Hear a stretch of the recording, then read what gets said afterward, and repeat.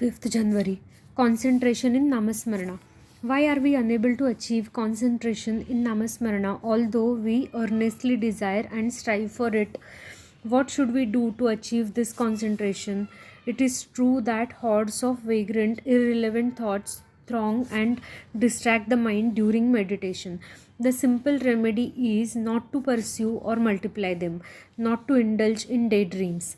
Thoughts will go away as they come if we ignore them. Indeed, Namasmarana will itself lead to concentration. Real concentration will come only at an advanced stage. The mind is, by its very nature, fickle, restless, and fugitive.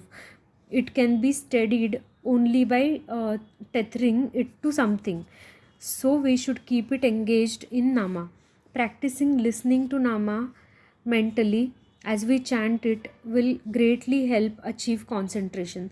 Persistence in repeating Nama will ultimately lead to concentration of the mind.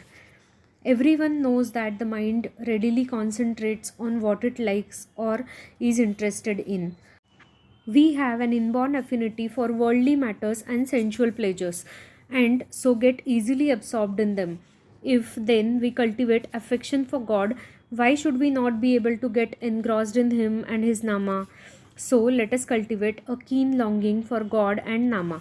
Real concentration requires complete fusion or merger of the identity, like that of salt in water. Yoga may train you in concentration, which, however, will last only so long as the state of samadhi lasts. Real lasting concentration is to be fully and increasingly aware of the divinity pervading all things. When we realize that all is God and nothing else, where is the scope for duality to exist? And the moment duality vanishes, oneness or concentration alone remains. This is true samadhi. Even if a person is lonely, he creates a whole world in his mind, and people sit with a host of persons and things with the help of his imagination. The learned especially possesses a prolific imagination.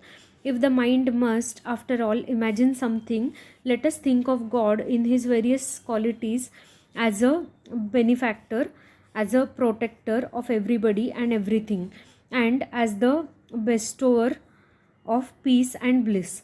God, who transcends and defies intellectual comprehension, should be imagined as a saguna with a certain form and name, and we should endeavor to concentrate our mind on these to the exclusion of all else.